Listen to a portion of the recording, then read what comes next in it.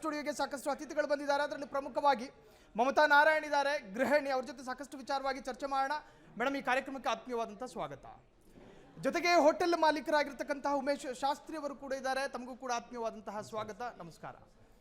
ನಾನು ಆರಂಭದಲ್ಲಿ ಮೇಡಮ್ ಜೊತೆನೇ ಹೋಗ್ತೀನಿ. ಮೇಡಮ್, ಹಿಂಗಂತಿದ್ದೀನಿ ಅಂತ ಹೇಳಿ ಅನ್ಯಥಾ ಬೇಡ, ಗಂಡನ ಸರಿಯಾಗಿ ಆಹಾರ ಬೇಯಿಸಿ ಕೊಡೋದಕ್ಕೆ ಸಾಧ್ಯ ಆಗ್ತಾ ಇದೆಯಾ ಇಲ್ವಾ? ಖಂಡಿತ ಇಲ್ಲ. ಮಕ್ಕಳಿಗೆ ಗಂಡನಿಗೆ ಸರಿಯಾದ ಟೈಮಿಗೆ ಊಟ ಆಹಾರ ಏನಕ್ಕೂ ಇಲ್ಲ, ತುಂಬ ತೊಂದರೆ ಆಗ್ತಿದೆ. ನಿಜ ಹೇಳಬೇಕು ಅಂದ್ರೆ ತುಂಬ ಗೃಹಿಣಿಯರಿಗೆ ಆಗಲಿ ಜನಸಾಮಾನ್ಯರಿಗೆ ತುಂಬ ಕಷ್ಟ ಆಗ್ತಾ ಇದೆ. ಯಾಕಂದರೆ ಈಗೆಲ್ಲರೂ ಬಾಡಿಗೆ ಮನೆ, ಸ್ವಂತ ಮನೆ ಅಂತ ಎಲ್ಲರಿಗೂ ಯಾರಿಗೂ ಸ್ವಂತ ಮನೆಗಳನ್ನಂತ ಇರಲ್ಲ, ಅಪಾರ್ಟ್ಮೆಂಟಲ್ಲಿ ವಾಸವಾಗಿರ್ತಾರೆ. ಅವ್ರಿಗೆಲ್ಲರಿಗೂ ಸೌದೆ ಇಟ್ಟು ಅಡುಗೆ ಮಾಡಿ ಗಂಡ ಮಕ್ಕಳಿಗೆ ಊಟ ಮಾಡಿ ಬಡಿಸೋಷ್ಟರಲ್ಲಿ ಸ್ಕೂಲು ಆಫೀಸು ಎಲ್ಲ ಬಂದಾಗೋಗ್ಬೇಕಷ್ಟೇ. ತುಂಬ ಕಷ್ಟಪಡ್ತಾ ಇದ್ದಾರೆ ಜನ.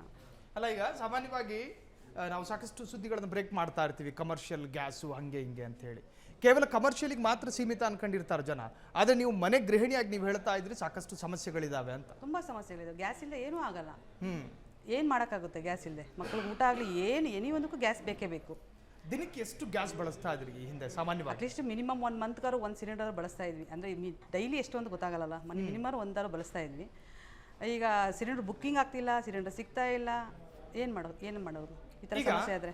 ನಿಮ್ಮ ಮನೆಯಲ್ಲಿ ಒಂದಷ್ಟು ಗ್ಯಾಸ್ ಈಗ ಉಳ್ಕೊಂಡಿರ್ಬೋದು, ಅದು ಖಾಲಿ ಆದ್ರೆ ಗತಿ ಏನು ಅಂತ ಅದೇ ಭಯ ಆಗ್ತಿದೆ. ಈಗ ಮುಂದೆ ಏನು ಮಾಡಬೇಕು ಅಂತ. ಈಗ ಹೇಳಿದ್ರಲ್ಲ, ಮುನಿಯಪ್ಪ ಸರ್ ಹೇಳಿದಾರಲ್ಲ, ಏನೋ ಕಟ್ಟಿಗೆ ಇಟ್ಟು ಒಲೆ ಮಾಡಿ ಅಂತ. ಇವಾಗ 12 ಫ್ಲೋರು 13 ಫ್ಲೋರಲ್ಲಿ ಅಪಾರ್ಟ್ಮೆಂಟ್ಗಳು ವಾಸವಾಗಿರ್ತೀವಿ. ಅಲ್ಲಿ ಕಟ್ಟಿಗೆ ಇಟ್ಟು ಅಡುಗೆ ಮಾಡೋಕ್ಕಾಗುತ್ತಾ?